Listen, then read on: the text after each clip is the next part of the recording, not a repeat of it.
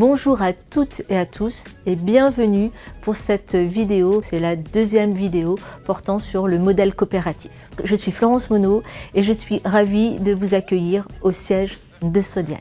Après avoir découvert le modèle coopératif de Sodial, nous allons comprendre ensemble comment est valorisé au mieux le lait de nos adhérents dans le circuit de nos usines et de nos filiales Sodial.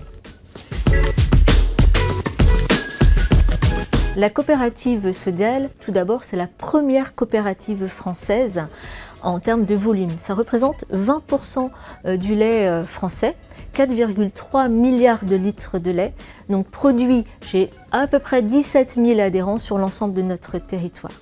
Ce lait est ensuite collecté et valorisé dans le circuit de nos filiales et de nos usines. Le lait, ensuite, donne lieu à une valorisation qui génère un résultat du groupe, et ce résultat est séparé en 3 tiers. 2 tiers reviennent à nos producteurs et 1 tiers reste dans la coopérative pour pouvoir réinvestir, faire des améliorations et donc faire vivre notre coopérative. Avec ce modèle de répartition de la valeur, nous savons pour qui nous travaillons. Nous travaillons pour des producteurs de lait qui sont sur l'ensemble du territoire français. Cette coopérative a aussi la grande force de collecter, même dans des territoires qui sont difficiles, des zones de montagne, des zones escarpées. Et nous ne laissons personne derrière le chemin.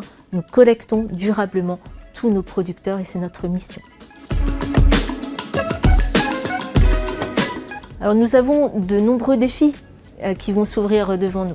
Le premier défi est d'avoir du lait français sur nos territoires. Pour avoir du lait français, il faut des éleveurs. Et pour avoir des éleveurs, il faut que l'attractivité économique de notre coopérative soit bonne. Cela passe par un prix du lait qui soit attractif, mais aussi des retours financiers de la coopérative, comme je vous l'ai expliqué tout à l'heure.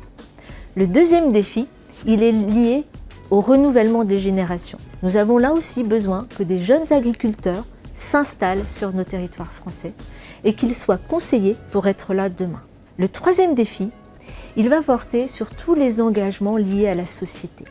Derrière notre production laitière, nous sommes attendus pour améliorer tout ce qui est lié à l'empreinte carbone de nos productions, la diminution de cette empreinte carbone.